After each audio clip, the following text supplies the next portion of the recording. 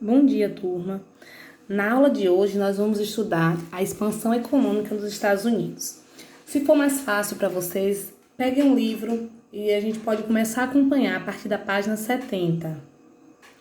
Só para vocês entenderem um pouco, na última aula, nós falamos sobre a Primeira Guerra Mundial. E para a gente entender essa expansão econômica dos Estados Unidos, a gente precisa entender como os Estados Unidos vai sair da Primeira Guerra.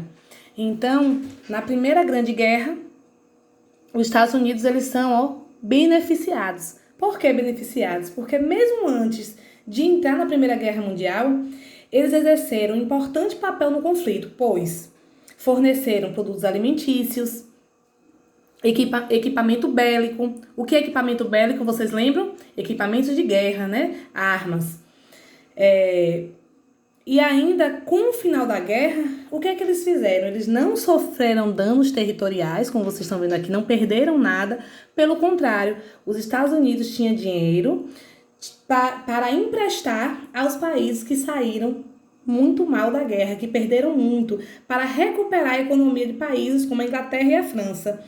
Então, os Estados Unidos, quando chega aqui, nos anos 20, eles já se tornam grandes credores internacionais, ou seja, eles emprestam dinheiro a outros países, a vários países que participaram da guerra, e aí começa a ser uma potência, eles se tornam uma potência econômica mundial. Então, nesse próximo tópico aqui, a gente começa a falar sobre as exportações dos Estados Unidos e como cresceu tanto essas exportações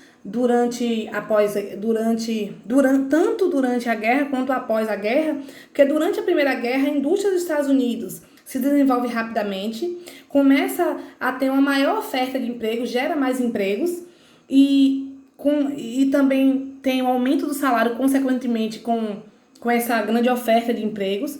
Então, o cenário econômico naquela época para os Estados Unidos era muito favorável, o que proporcionou melhoria na qualidade de vida de grande parte da população. E daí começa a se ter um consumo maior. As pessoas começam a ter acesso ao consumo de novos produtos, como automóveis, geladeiras, fogões, máquinas de lavar, aspiradores de pó, aparelhos de rádio. Então, nessa época, essa grande aquisição de bens de consumo duráveis passou a fazer parte do cotidiano americano, que chegou a ser chamado de American Way of Life, ou seja, modo de vida americano. A principal característica desse American Way of Life era o consumismo, e foi um consumismo desenfreado, acelerado. As pessoas começaram a ter mais dinheiro, trabalhavam mais, produziam muito, começaram a consumir muito mais. O ato de consumir, gente, naquela época era estimulado nas pessoas, pois comprar os bens que eram produzidos no país, além de proporcionar às pessoas que os compravam maior conforto no dia a dia, ajudava também a movimentar a economia estadunidense. Então, nesse momento, o crescimento dos Estados Unidos, como vocês podem ver, foi na construção civil, na indústria automobilística, começam a surgir os primeiros carros, no setor elétrico. Então, o restante da Europa estava abalado economicamente, mas os Estados Unidos ainda estavam em pé. Então, nesse período, o país começa a ampliar seu mercado consumidor externo, começa a exportar para outros países, como aqui eu coloquei, o aumento das exportações dos Estados Unidos. Então, eles começam a exportar seus produtos para a Europa e para a América Latina. Então, os Estados Unidos estavam em um momento de economia forte, a economia estava muito boa, mas é aí que começam os problemas. Então, a crise começa quando, alguns anos após o fim da guerra, as nações europeias iniciam uma lenta recuperação econômica, ou seja, aqueles países que participaram da Primeira Guerra começam a se levantar, a melhorar, a se recuperar economicamente. E aí o que é que eles fazem? Começam a restringir as importações. E aí é quando começa o grande problema dos Estados Unidos. Os Estados Unidos estavam num momento de superprodução. Eles estavam produzindo desenfreadamente. Aquele consumismo que eu já havia falado antes, que os Estados Unidos estavam consumindo muito, as pessoas comprando muitos bens de produto. Então, assim, como as pessoas compravam muito, eles estavam fazendo o quê? Produzindo muito. Então, quando eles param de exportar os produtos, quando já não tem tanta gente assim para vender os produtos deles, o que é que acontece? Acontece um grande acúmulo de mercadorias, eles ficam com muita produção e menos compradores, como eu coloquei aqui para vocês. Só para vocês entenderem, eles tinham muito produto e pouca gente para comprar. O que é que vai acontecer? Começa a exceder mercadoria, as indústrias começam a trabalhar cada vez menos e faz com que haja demissões em massa, muita gente sem trabalhar, porque já não tinha mais o que produzir, quem comprasse tanto. Então, aquele consumismo acelerado, desenfreado que começou no início da década de 20, lá em 1920, ele, quando chega em 1929, já está tudo muito difícil. Aí vai começar um período que vai ser chamado de crise de 1929 aqui, ó. E aqui é para vocês entenderem como aconteceu, como começa essa crise e como termina. Então, aqui nesse esquema, a gente começa a entender um pouquinho. Havia um consumo menor, um subconsumo e uma superprodução. O que é que acontece? Quando tem muito produto e pouca gente para comprar, os produtos baixam os preços e os lucros ficam menores. E aí, como já não tem gente para comprar e tem uma superprodução, acontece o quê? O desemprego e aí a quebra dos rendimentos. As indústrias começam a falir, os comércios também, e aí vem a quebra das ações, as pessoas investindo muito, porque os Estados Unidos estavam em um momento de ascensão muito grande, e aí vem a diminuição do crédito, falências bancárias, tudo isso acontece no que nós conhecemos como a crise de 1929. Só para vocês entenderem mais um pouco. As ações naquele período estavam muito valorizadas, porque, como eu disse antes, havia aquele período chamado de American Way of Life, as pessoas comprando muito, então as indústrias fabricavam muito, então as ações estavam valorizadas. Então, como havia esse otimismo econômico de como estavam as coisas, as pessoas começaram a cada vez investir mais na bolsa. Mas quando acontece a crise de 1929, os acionistas, o que é que eles fazem? Quando eles percebem que as empresas estavam à beira da falência, eles correm para vender suas ações. E eles vendem essas ações por preços muito abaixo do que valiam naquela época.